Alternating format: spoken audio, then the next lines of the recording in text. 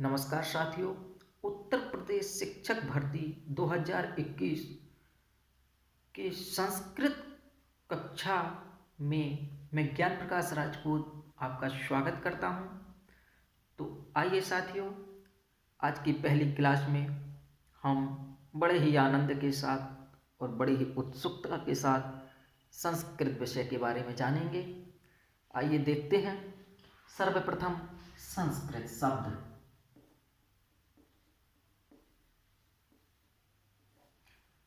ये है आपका संस्कृत शब्द।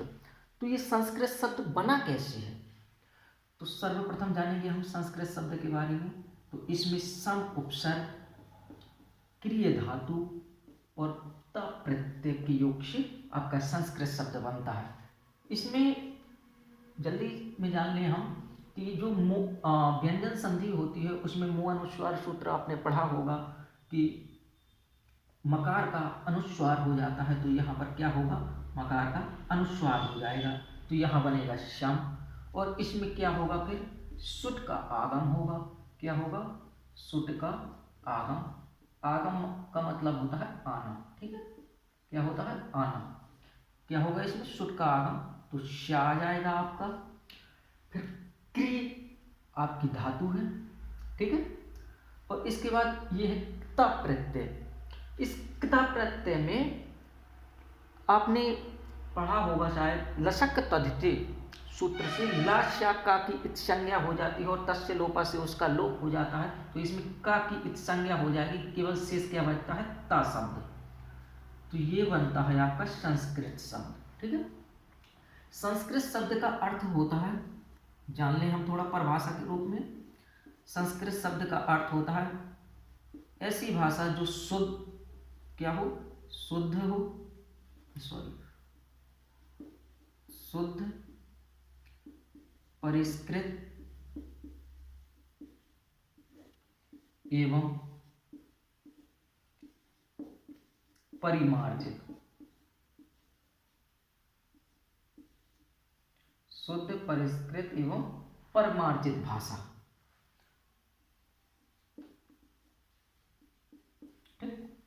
क्या है ये, शुद्ध, परिष्कृत एवं परमार्जित भाषा, उसे हम संस्कृत कहते हैं।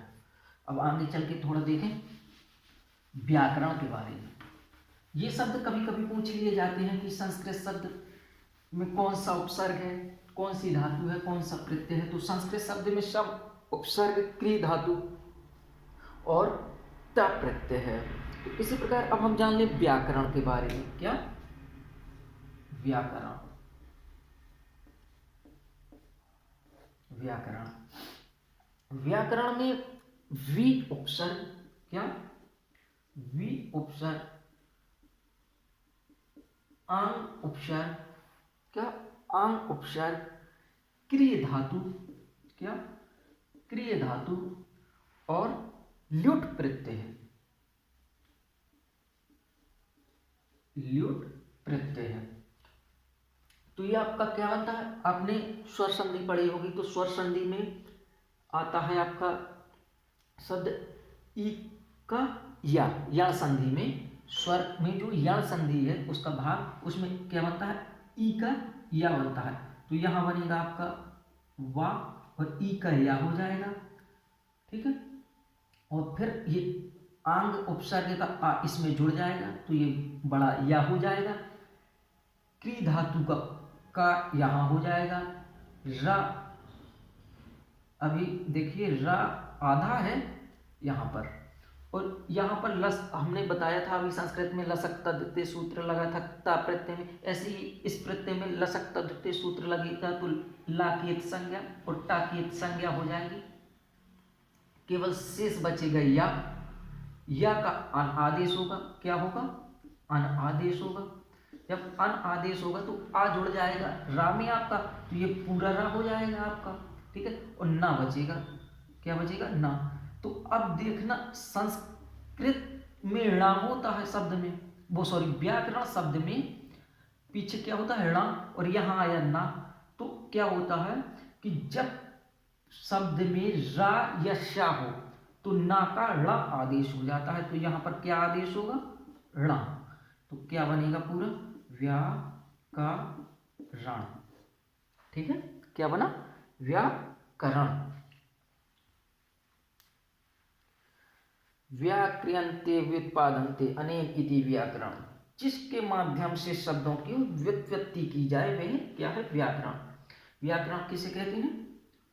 जान लें, थोड़ा सा लिख लें, काम आएगा। जिसके माध्यम से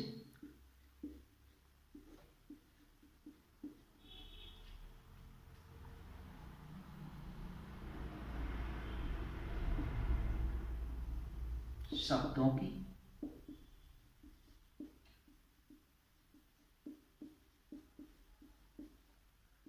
व्युत्पत्ति की जाए। जिसके माध्यम से शब्दों की व्युत्पत्ति की जाए वह क्या है? व्याकरण। व्याकरण को क्या? व्याकरण शब्दशास्त्र या पदशास्त्र है। क्या है? शब्दशास्त्र या फिर पदशास्त्र।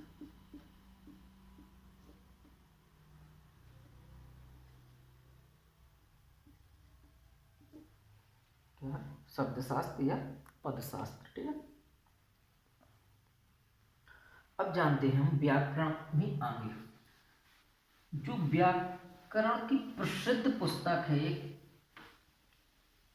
अष्टाध्यायी, आपने सुना हो, तो उसका लेखन किसने किया? किसने लिखा उसे?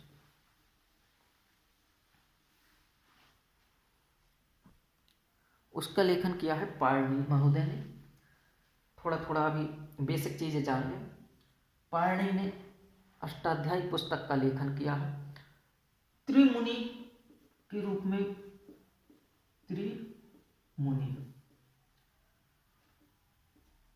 त्रिमुनि के रूप में पाणिनि,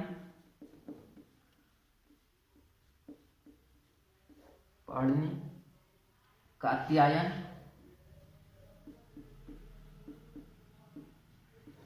एवं पतंजलि,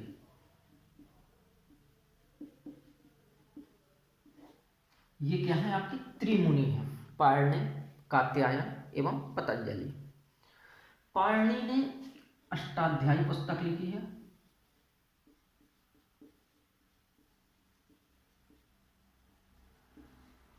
क्या नाम है पाणिनि की पुस्तक का? नाम अष्टाध्यायी। पाणिनि ने अष्टाध्यायी पुस्तक लिखी है। और इसके बाद कात्यायन, ये तीनों क्या है? त्रिमुनि है। पाणिनि ने अष्टाध्यायी लिखी है। इसी अष्टाध्यायी पे कात्यायन ने क्या लिखा है? वार्तिक लिखी है। क्या लिखी? वार्तिक। और इसी अष्टाध्यायी पे पतंजलि ने क्या लिखा है? महाभाष्य। ये तीन नाम याद करके रखना, पूछ लिए जाते हैं कभी कभी, बहुत इंपॉर्टेंट नाम है आपके ये। पाणिनि ने क्या लिखा? वार्तिक लिखी, इसलिए इनको वो सॉरी कात्यायन ने क्या लिखा? वार्तिक लिखी, इसलिए कात्यायन को क्या कहा जाता है? वार्तिककार के नाम से भी जाना जाता है। क्या? वार्तिककार। इनका दूसरा नाम वररुचि भी है। क्या है? वररुचि। और पतंजलि ने महाभाष्य लिखा है, इसलिए इनको क्या कहा जाता है? महाभाष्यकार भी कहा जाता है। महाभाष्यकार।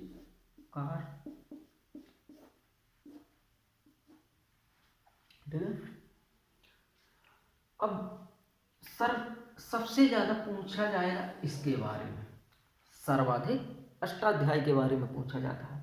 तो थोड़ा बेसिक चीजें अष्टाध्यायी के बारे में जान लें।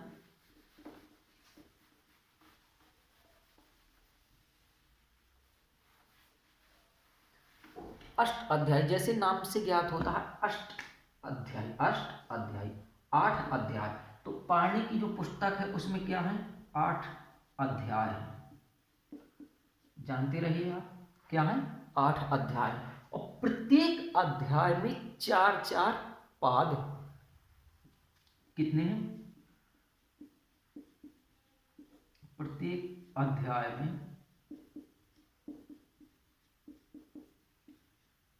चार चार पाद।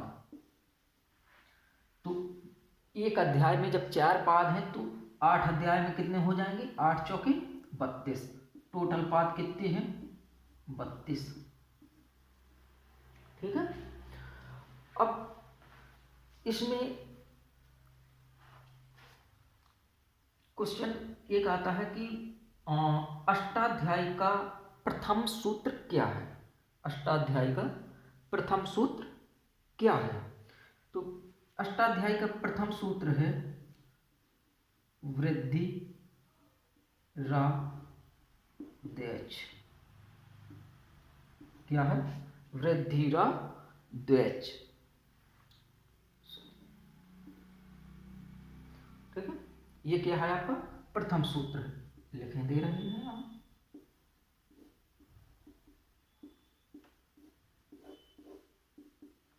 ये अष्टाध्यायी का प्रथम सूत्र है।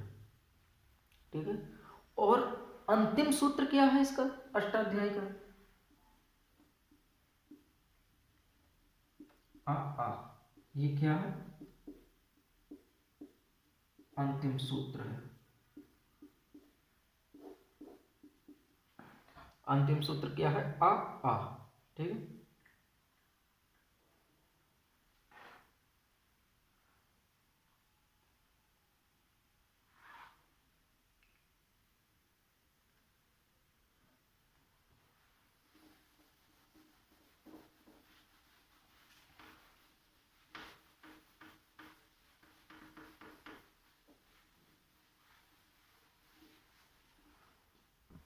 अब हम जाने व्याकरण में थोड़ा सा और वर्णमाला के बारे में थोड़ा जानेंगे।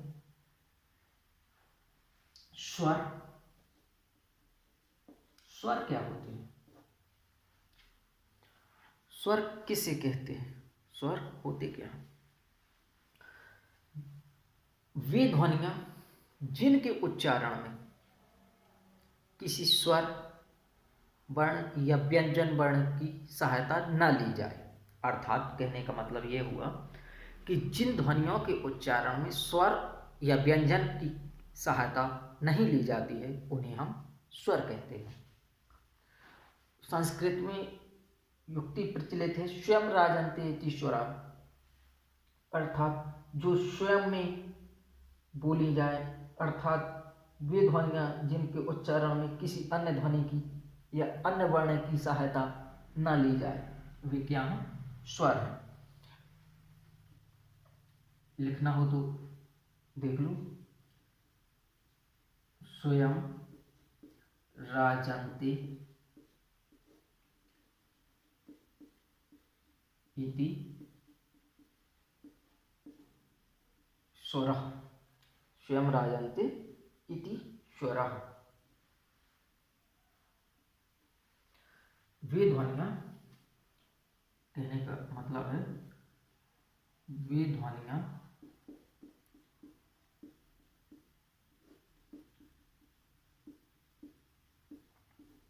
जिनके उच्चारण में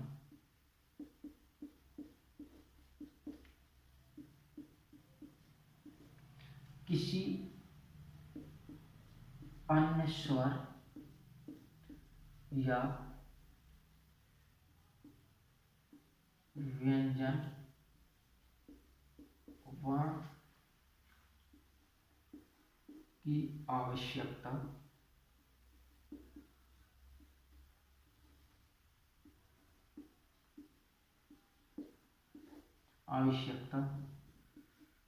नहीं होती है उसे हम क्या कहते हैं? स्वर कहते हैं। ठीक है। तो संस्कृत व्याकरण में यदि पूछ लिया जाए कि स्वर कितने प्रकार के होते हैं, संस्कृत व्याकरण में स्वर कितने प्रकार के होते हैं? स्वर के प्रकार में स्वर कितने होते हैं? स्वर कितने होते हैं?